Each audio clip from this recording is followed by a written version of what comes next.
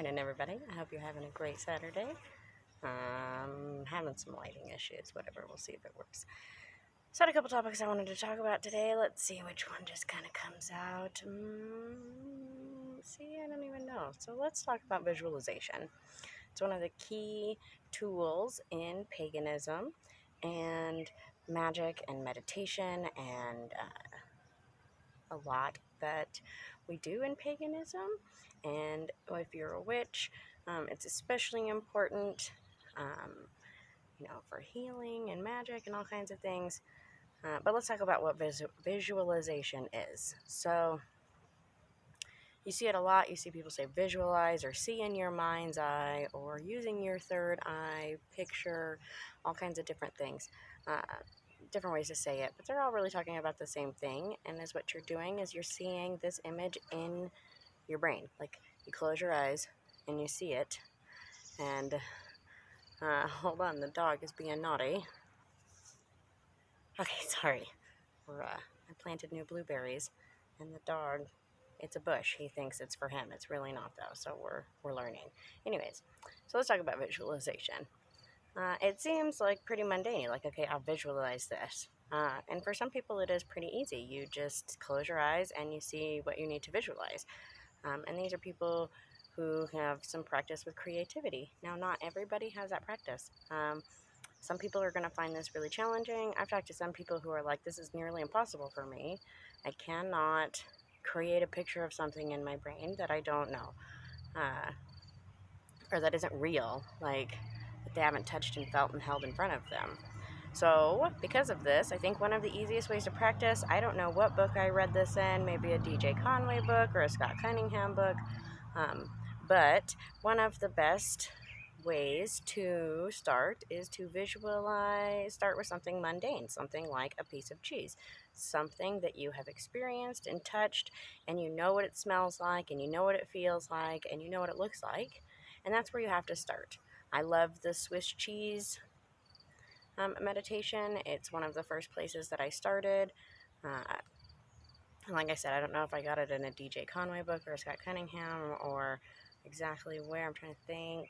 I think it was DJ Conway. But anyways, so what you do is you sit down and you calm your mind and you be present in that moment, and then you visualize the piece of cheese. I would, think of a piece of Swiss cheese because it's got the holes in it and you can literally go inside it. And so you just sit, calm your mind, think about that piece of cheese. Hold that piece of cheese in your, if you need to, think about it kind of like the Matrix. And that scene where Morpheus is showing Neo what the Matrix is, and he says, this is our loading program. That white space. For some people it's black, some people it's white, blank, empty space. Which actually reminds me, a really, really easy, simple visualization is a color visualization, and you go through the rainbow, and you start by making that space. Hello, bee. The honeybees are out. But you visualize that space as red. And then you feel the red, you be the red, everything is red, and then you watch it transform to orange, and then you watch it transform to yellow, then to green, then to blue, then to indigo, then to purple, into black, and then into white. And you watch it fade through all of those colors, and you just experience that visualization. Same kind of thing. You clear your mind so that you see nothing, and then you load up a piece of cheese. And you see that piece of cheese, and you be with that piece of cheese, and you smell the cheese, and you tap on the cheese, and you listen to the cheese, and you touch the cheese, and you look at the cheese, and you just be present with that cheese, and you see it as real can be in your mind with your eyes closed, visualizing, and you see that. And then move on to something else. With the last group that I worked with, we did a tennis ball one, because that's another item that you can hold and touch and know and smell it, and you can actually experience the tennis ball and then put it down. Now visualize the tennis ball. Think about the tennis ball. Look at, in your mind's eye, see the tennis ball, smell the tennis ball, touch the tennis ball, experience the tennis ball, Shrink yourself down so that you're a miniature little person, so that you're walking around. What would the tennis ball look like from that perspective? Okay, now become a giant. So now the tennis ball fits in your hands like this, and it's this little dinky tiny thing. Visualize all aspects of it. You can pick any kind of item. Say that, you know, a plant. Oh, this would be a fun one. So I have these really pretty.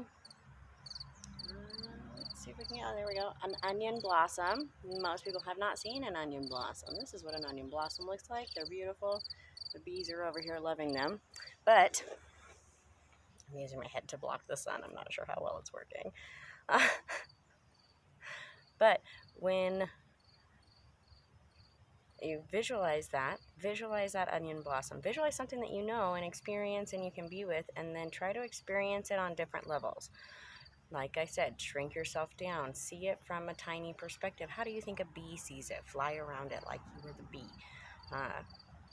And just try to experience it from those different places, but you're visualizing it. And this is a great practice in visualization. And the more that you practice these things, the better you will be at doing it during magic and meditation and all of those times when you need to call on these skills.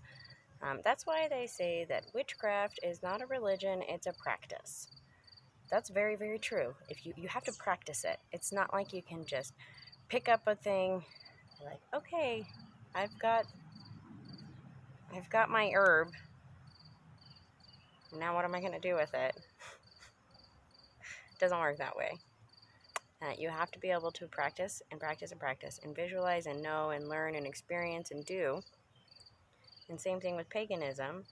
You're not just going to be able to be like, okay, I'm going to do this 5-minute elemental meditation and I'm going to sit for the whole thing and I'm going to experience this 100% to the fullest. Start small, start simple, practice, practice, practice, practice, practice, and then go from there. And don't be discouraged when it doesn't work the first time, or you get distracted, or it's not perfect, or whatever it may be. Just try again later.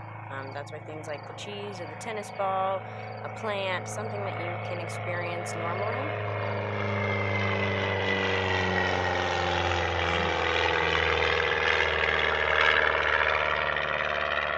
You would think that I lived next to an airport. I don't. It's just a farming community. All the crop dusters. They're loud. They're old. That was a cool red one. Anyways. Think about it like exercising your curiosity and your visualization all at the same time, and to try to experience things.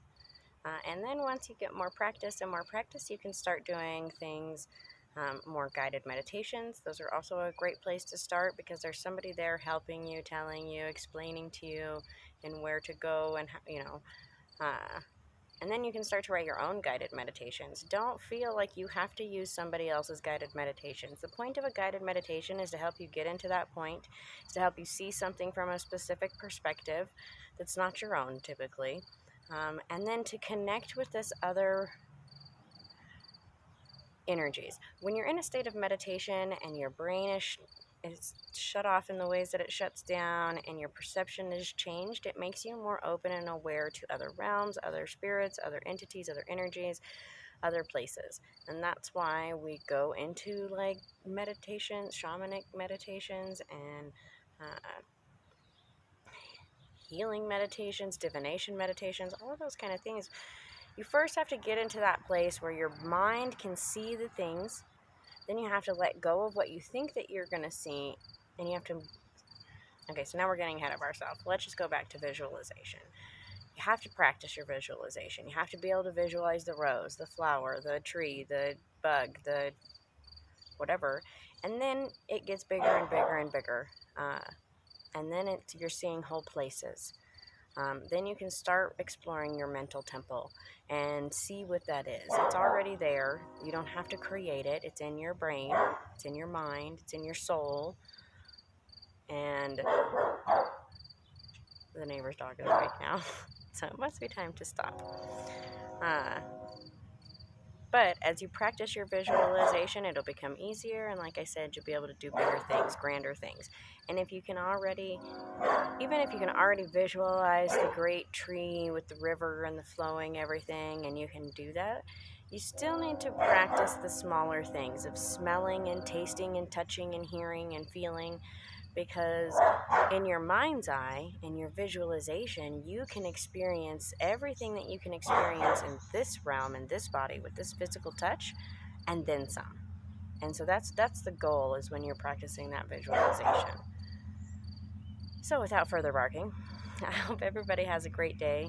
I encourage you to find an item to visualize and meditate with and experience from all of those different perspectives, and really practice those visualization skills. So I hope everybody has a great day and a great weekend, and I will talk to you all soon.